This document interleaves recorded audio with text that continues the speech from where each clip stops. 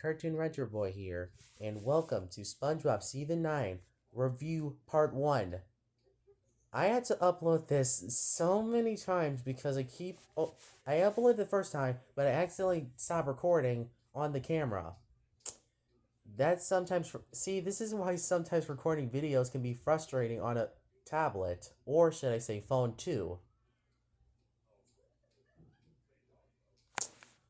But I'm gonna let that slide. Alright? Anyway, as what I was saying, um, Extreme Spots is a decent episode from season 9. It's basically it's a decent opener to a season.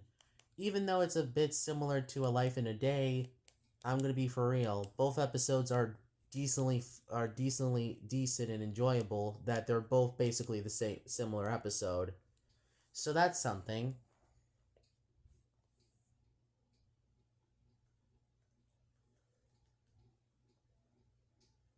Anyway, what else I can say? Oh yeah, yeah, I need to stop doing that. This is the first episode in SpongeBob that was fully widescreen, and it wasn't a part of either a season, but it was a part, and this was the first widescreen season of the show. Yes, the first widescreen season. There's a difference between a widescreen episode that was produced in a season and one that was from which is a full episode of a it was never mind. Never mind. I'm just gonna say it, never mind.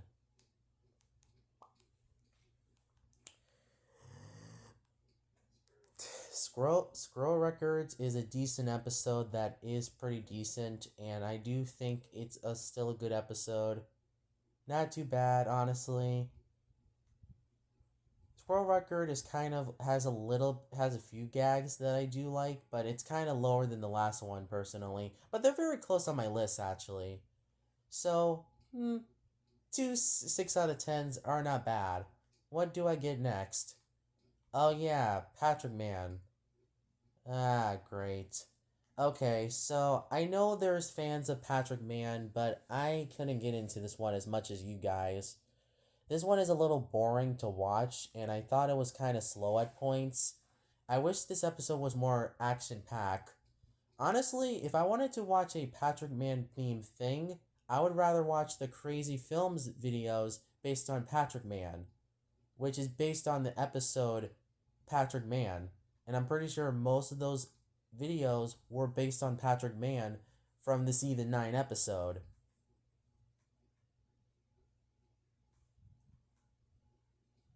But thankfully those videos are better than Patrick Man overall. So yeah, it's unfortunate, but Patrick Man is a 4 out of 10. It's not the worst Season 9 episode, but definitely one of the more underwhelming episodes of Season 9. Ah, Gary Gary's new toy. Another 6 out of 10. It's kind of like Treats if you find it funny. It's kind of like Treats all over again. But they make Gary a little more obsessed with the ball, with a object. Unlike Treats, where Gary actually takes listens to SpongeBob in that episode at the end of the episode, but here he is too distracted by that that ball, that toy ball that SpongeBob bought for him. And not gonna lie, it's a little creepy to be fair. So I guess I don't blame SpongeBob. Though if I think the easiest trick to actually get Gary's attention is feed him his favorite food, or try to maybe lure him into eating his food. I think that would have made more sense personally, but it's different, so I can't complain. Let's move on, please. So I have nothing to really say about Gary's new toy. It's a decent episode again, but maybe a little lower than the last than Extreme Spots or Squirrel Record. which are also decent episodes. But let's move on. All right.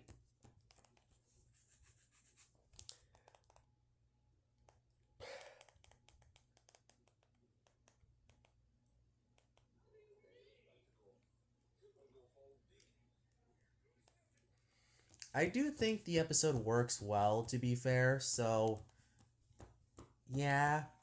Okay, what's next? License to Milkshake. Another 6 out of 10. Yeah, it's another 6 out of 10 episode. Honestly, what keeps this one from, I think this is the more unique one compared to Gary's new toy, so it's definitely better than that episode. I'm not sure. Yeah, I'm gonna definitely have a lot of issues with a lot of these with season 9A specifically, because it's the first half of the season is so forgettable. It's just so forgettable, and it's just decent, but it may be better than season 8, most of most of season 8, but it's still kind of a drag to watch, a slog to get through.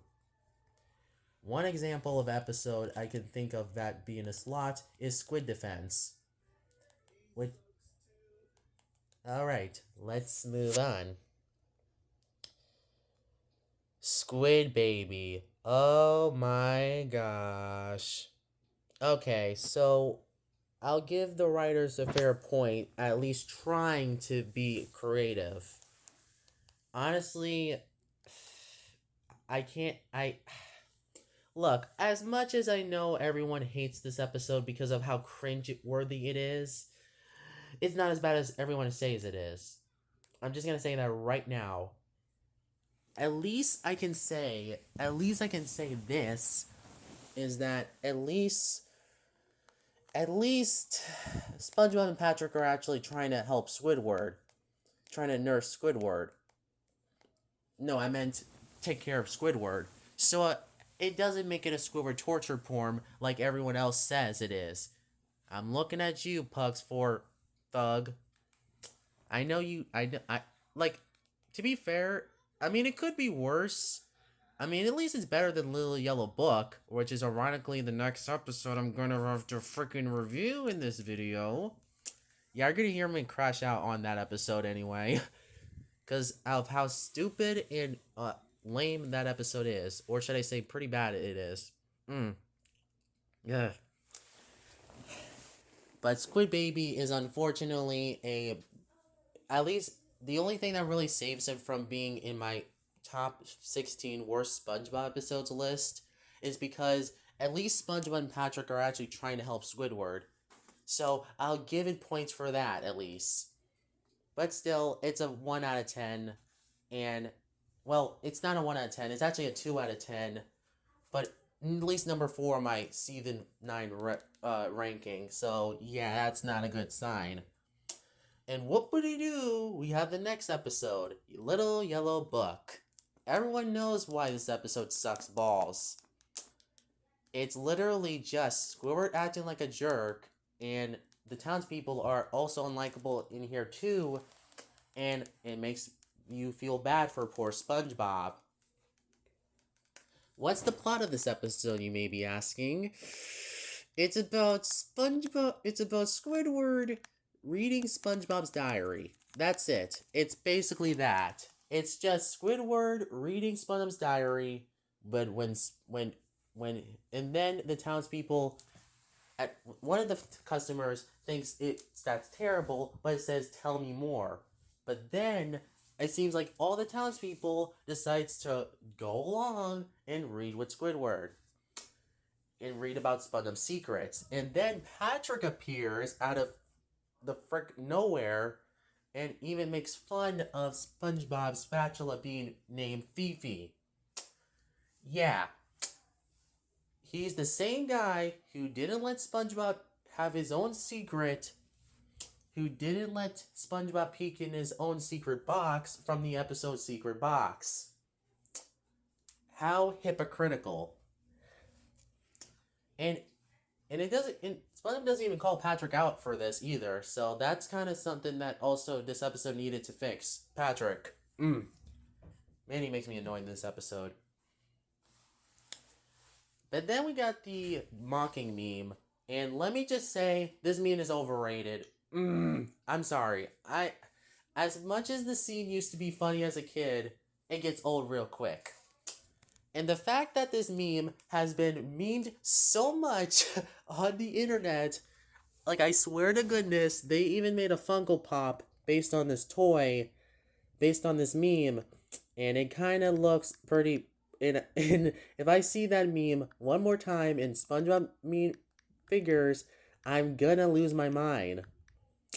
Cause I may used to love that meme as a kid, but God. So God dang it.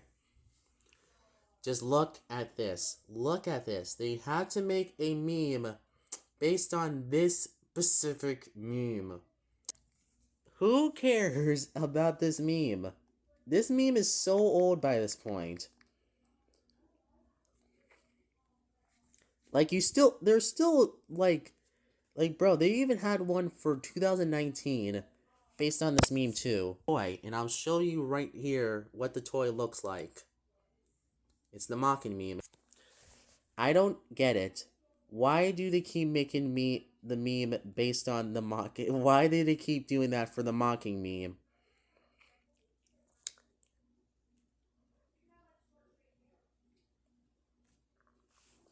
They online as well, which is a kid robot version of it, and still. And you know what this also being else had? This is ironically the best part of this really bad episode, the mocking meme.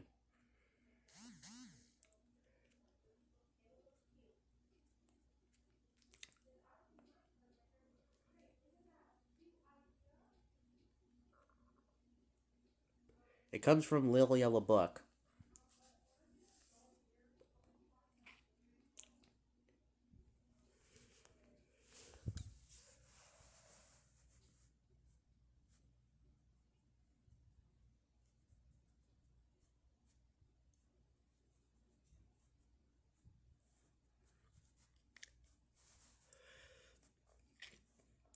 Like I swear, this meme is kind of. They also made this a meme in all Nick All Stars Bra.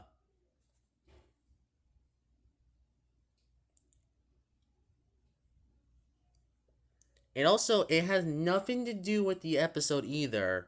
It's just a random thing. It's just a random face. And the fact that it's also a taunt in a move in Nick All Stars Bra shows just how sometimes this meme gets real old real quick. And let's just also, and I'm not even getting started because I also do not like the scene of the townspeople shaming Squidward for reading SpongeBob's diary. Why, you may ask? Because they are hypocrites because the townspeople was reading with Squidward. But they don't feel bad about it because they just want to shame Squidward. This is why this doesn't work, and Squidward's punishment is not satisfying either. Sure, he gets his house taken away and gets locked up in a whatever thing at the end of the episode, but it's not satisfying because the townspeople are absolute hypocrites and jerks. And literally Patrick literally makes this one line that bogged the crap out of me. Sure, blame a diary reader. Sure, blame everyone but yourself. Oh, that's so you. Like, bro, Patrick, yeah, you're a hypocrite. You're a hypocrite. You don't even feel bad for SpongeBob. See what I mean? I mean all the other characters in this episode are just either a-holes or they just kind of jerks. Even Squidward Chim's My boy Squidward literally is the main thing that really annoyed me throughout this whole episode. Everyone else is unlikable. Squidward is unlikable. It makes me feel bad for SpongeBob. And yeah, you know where this is going. 1 out of 10. Yeah, this episode is insulting. So yeah, I'm just being straight. And the ending really is a kick in the nuts because apparently SpongeBob sold his diary, work diary, and it became a best hit. And then he pulls out another diary, which is his personal diary, and Squidward reads it, and Squidward doesn't even care. This just shows how lazy the writing sometimes can be in season 9A, and this is definitely one of the worst episodes of the show's history, for sure. Number 5 on my list, anyway. But don't worry, we'll trash into Sponge Up Your Fire when I get to that crap episode, I should say. Let's move on. Anyway, Bumper to Bumper is a great Mrs. Puff episode. It's an 8 out of 10. I do like this one a lot, and it definitely is better than the last episode anyway.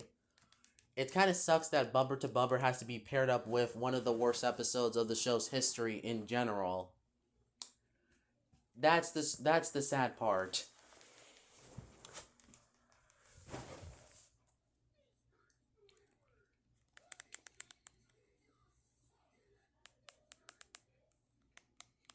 But oh well. Eek a Urchin. Another 8 out of 9 out of 10. I think it's really great. Ah. Oh god.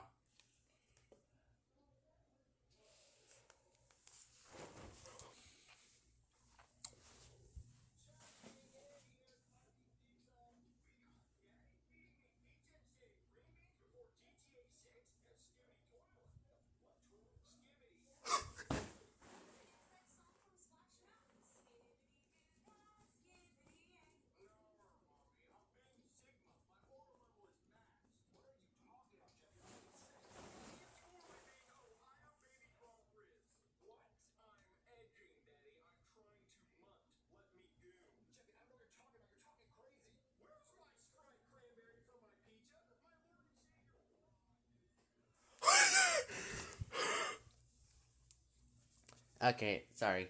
Anyways, what I was talking about. Oh yeah, Ika Urchin. Great team up episode. 9 out of 10.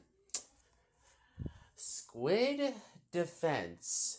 Oh my god. Okay, this one is probably the worst karate episode of the entire show. No contest. This one is the lamest one from the entire show, and probably the worst one, too. So, 3 out of 10. This one literally has not to. It doesn't deserve to be a karate episode. It didn't deserve to have a DVD release. It didn't deserve to have its own online game. And the fact that it had one. That really gets me into my head. Anyway, let's move on, please. Okay, let's move on, please.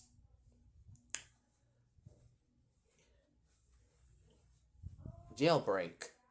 This is another 9 out of 10. I really liked this one a lot as a kid.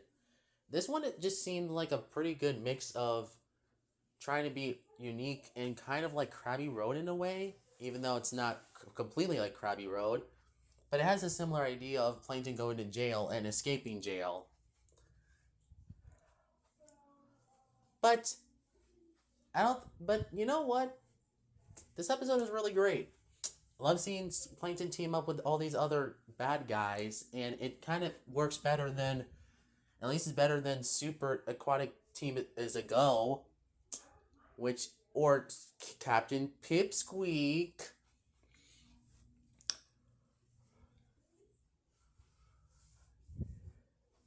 Yeah, I can dunk on Captain Pipsqueak. Anyway, if you don't know. Anyway, let's move on. Anyways, so we have now we have Evil Spatula. This is basically just a sequel to All That Glitters. Though it's not as bad as All That Glitters though. I much prefer this episode over that hump of garbage. I mean, at least unlike All That Glitters, it doesn't have crying, it doesn't have scream yelling, it doesn't have drag down moments, it doesn't have montages, it doesn't have resolution out of nowhere, and it's not pointless at all.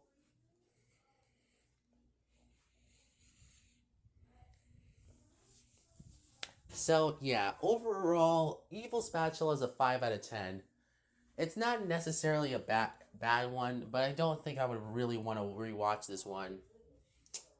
And finally, for the final episode of this review, I'm reviewing It Came From Goo Lagoon. It Came From Goo Lagoon is about these mystery goo bubbles popping up in Bikini Bottom from Goo Lagoon itself.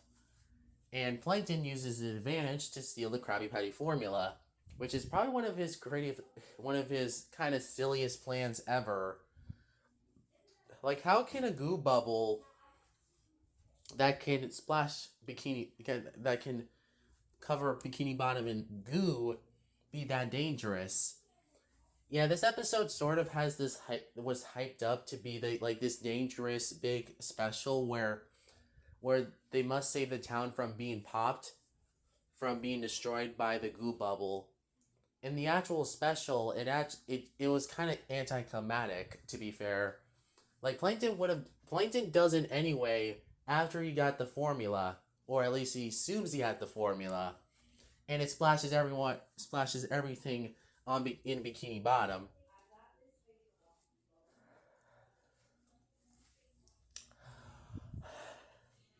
Anyway, actually, this video is getting 22 minutes long. Huh, that's something. Overall, It Came From Goo Lagoon is a solid watch. I think it's a good 8 out of 10. It does work. It does work in the story, and it's definitely a good anniversary for 2015, 2014. Even though the actual anniversary kind of sucked overall. But I think that ends off part one. I'll review Safe Deposit Crabs to Spongebob You're Fired in part two, and then I'll do Lost in Bikini Bottom to Fame and Misfortune, or yeah, I guess so. And then no, actually, maybe I should.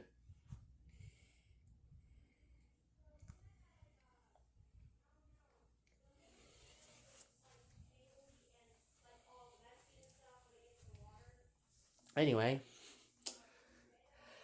I think that ends up this video. Like and subscribe, follow me on Twitter, and I know that this video was kind of a little shorter, but I will say that I'll save my ranting for SpongeBob You're Fired in the next video, because you're gonna hear a lot of complaining about that episode.